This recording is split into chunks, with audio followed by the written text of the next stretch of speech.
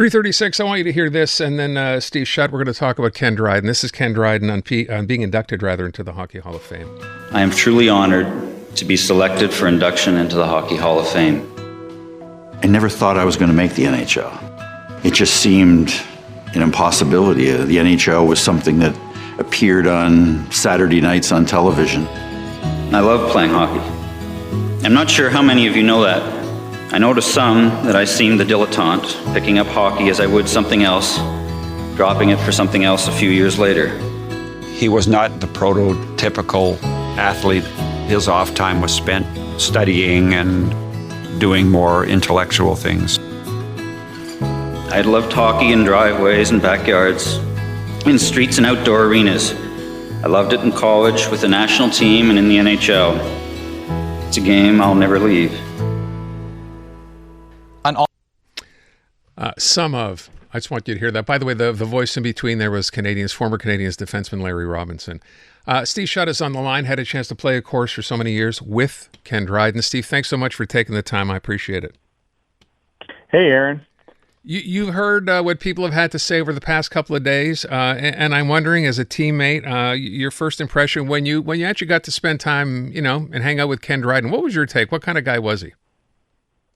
Well, I guess the one thing about Kenny was, in one word, is integrity. When you were talking with him, there was no BS. There was no trying to play a game or something like that. Kenny was just he was interested in what you were saying. He always had different points of view. But he did it honestly, and he, in a lot of ways, he really showed that a lot of Canadians the pathway to life. Yeah, I had Bob Gainey on earlier in the show, and I asked him because it's amazing when you think about it now, right? At the height of his career, right? He played basically just 8 years and decided to walk away, and go get a law degree, became eventually an MP. How surprising was that to teammates who were with this guy who's the best goalie in the NHL deciding to pick up and leave?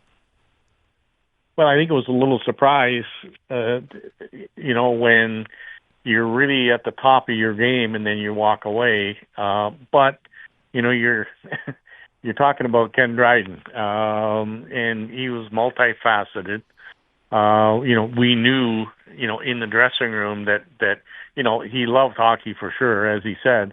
But he had other facets of his life that he was interested in and he was passionate about.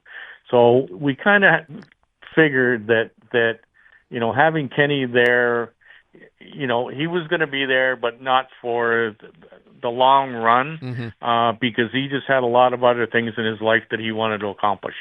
Yeah, you never see that now, right? Guys get in, and the idea is, you play as long as you can at a level you can, and then eventually that's the career. But he kind of made it and decided on his own. I think that quote, I don't know if you heard it, Steve, was he's talking about when he was 40 years old, said, "You know what, my life is half over. I have other things I want to do," and he was almost bang on. He passed away at the age of 78. So he was a man of his word. He left when he did. I told a story you won't remember, but back in the day, I was a sports reporter, actually working here at CJD. And you come into the dressing room, and oftentimes, guys, there's reporters all around. And I imagine as a player, it's kind of tough sometimes to try to come up with an answer because you're being asked the same question over and over and over and over.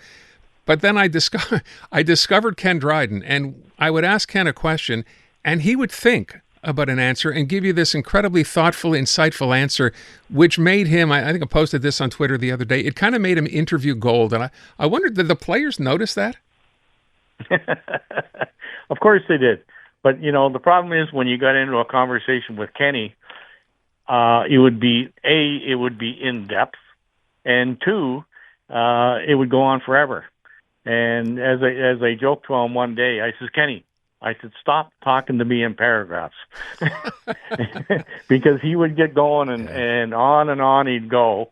And, as I say, for the reporters that were there, how do you get a soundbite out of somebody that talks 15 paragraphs? Yeah. It's so funny you say that. We had a running gag that I would go into the dressing room and say, "Hey, Kenny, how you doing?" And he would go on for 10 minutes.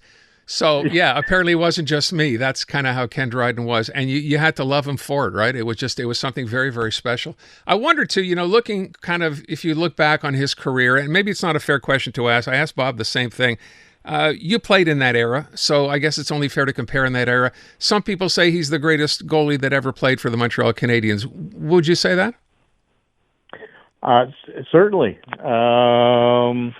Every hockey has its different eras, and you can only be great in that era that you're playing.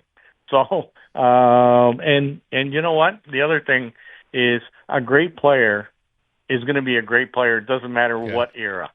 Half of it is skill, and the other half of it is finding a way. And believe me, if you're a Ken Dryden, Guy Lafleur, or whoever, you're going to find a way. Maurice Richard, you're going to find a way to be a star. And that's the other half of being the stars that those guys were.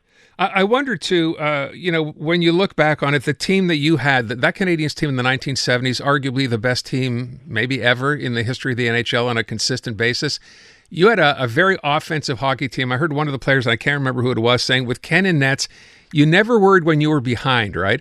Because you always figured you'd score enough goals and he'd keep you in the game. Well, we knew that we knew that we were going to get solid goaltending every night, and that was just with Ken being there. One of the hard things that Ken had is and people got to understand this. Like we had such a really good team at that time. Teams were getting 13, 14, 15 shots a game.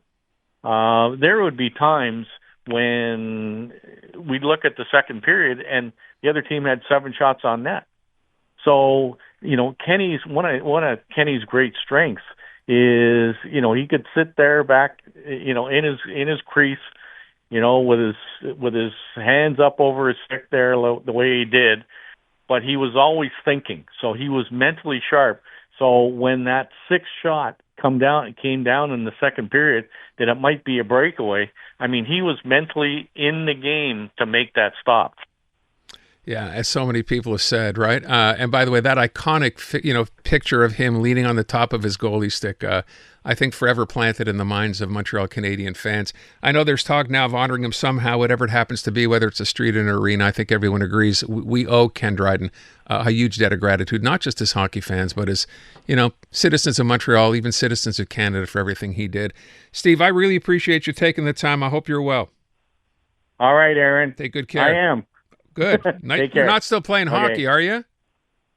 No, I got a knee replacement, so that just did me in. Okay. I'm just golfing now. Okay. Good for you. You've earned it. Steve, thank you so much. Yeah. All right, Take Aaron. care. There you go. Steve Shutt, part of that great Canadiens teams, because it was so many years in the mid-1970s, Stanley Cup after Stanley Cup. And again, you want to just understand, even if you're not a giant hockey fan, Ken Dryden, right, who passed this weekend, played only 8 seasons with the Canadiens. He won 6 Stanley Cups. That's like not even in the realm of believability, but it happened. 6 cups in 8 years, 5 Vezina trophies as the best goalie in the NHL. Absolutely remarkable.